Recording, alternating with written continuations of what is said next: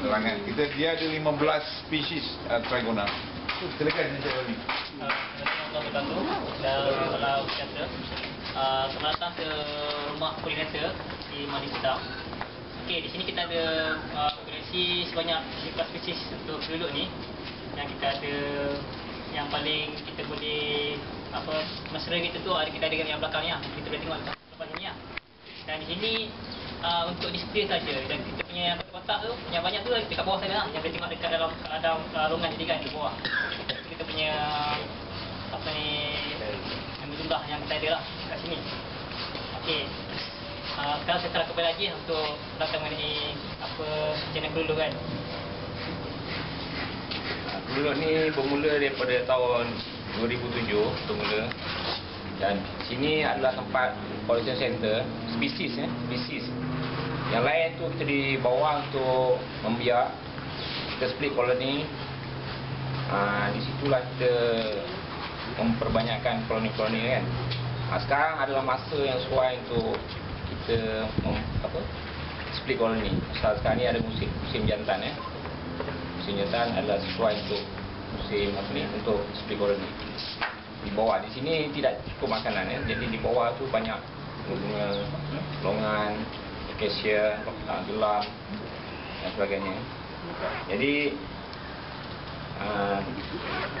sekarang kita mula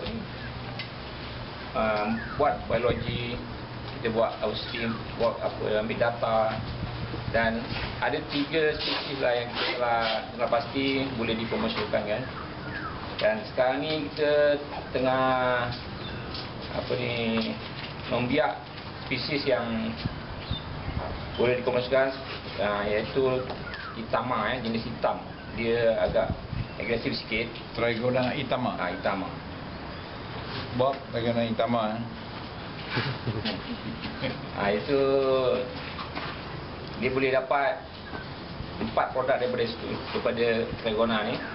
Satu daripadanya pollination, ini sebagai agent pollinator, propolis, bee pollen dan madu dia.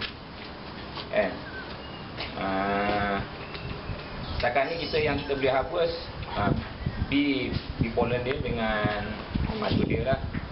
Selain tu kita buat pollination study.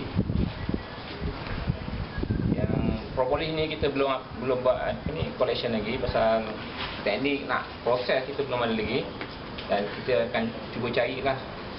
Sekarang ni dah mula tumpuan juga pada propolis, jenis-jenis propolis. Mana yang lain spesies lain punya propolis dia. Saya rasa itu sajalah. Ada lagi Ini spesies apa ni?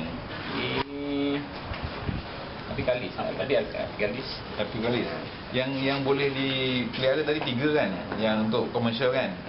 Itama, apicalis, Torasica. apa? Torasica. Oh, yang besar tu. Torasica yang besar tu. Dia agak mesra sikit lah. Dan kita biarkan 2 spesies yang kita boleh split, Torasica dengan Itama. Kalau macam ada buat research tak nak buat hive design dia? Hive design dia? Setakat ni kita dah tengok kita ada 4 sub jenis lah semua ni. Dia punya design dia berbeza-beza lah. Dan memang kalau kita introduce memang dia tak suka lah selalunya. Dia nak dia sendiri buat. Ini macam ni besar ni senang harvest. Satu senang harvest pollen dia, senang harvest madu dia. Kalau kita buat kecil tinggi boleh juga, tapi susah nak harvest. Jadi ini mudah. Lagi besar lagi rasanya dia lagi, pasal dia nak tinggi lagi. Dia saya tambah lagi, dia naik dia punya brood dia makin naik. Oh, dia vertical. Jadi dia punya makanan tu, dia punya pollen dengan madu tu dia akan melambat di tepi-tepi ni. Jadi kita senang harvest lah. Kalau pollen dia section pollen. Kalau madu dia kita ada senang sikit lah ambil. Boleh tak yang hive mana nak tunjuk yang sudah dia boleh nampak? Ada di sebelah. Ini dah tahu. 6 mil pun dah dekat 40 ringgit. 6 mil yang dah deli tu. Masa dia keluar, orang ni tak ada. Tapi yang ambil dia. Orang.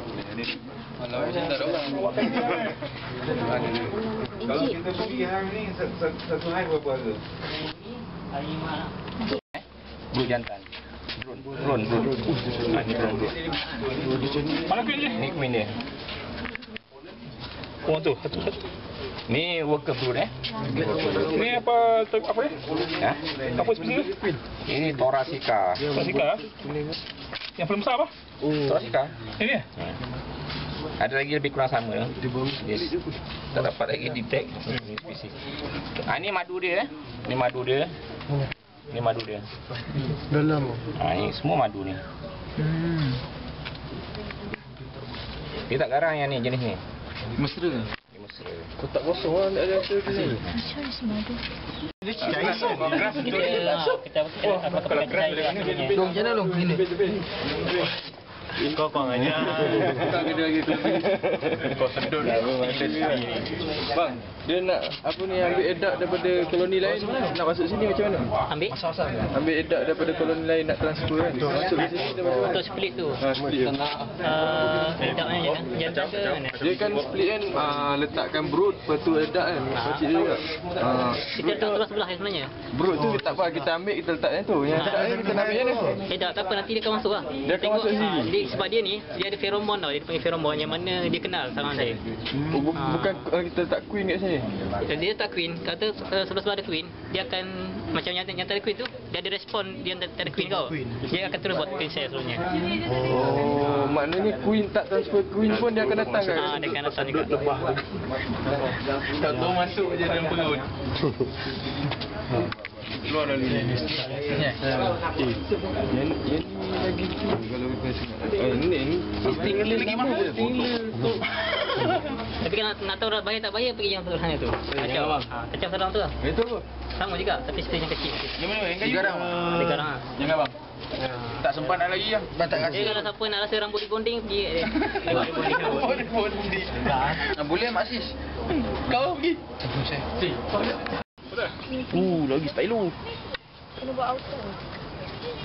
Ni. Oh. Ni lain pak. Oh, lain dah. Cicak alamak cicak. Mana cicak? Keluarkan. Belum dia masuk. Bang. Kita dah masuk kan? Tahu ya. Itu dia main kat luar tu. Ni engkau buat ke dia buat kan?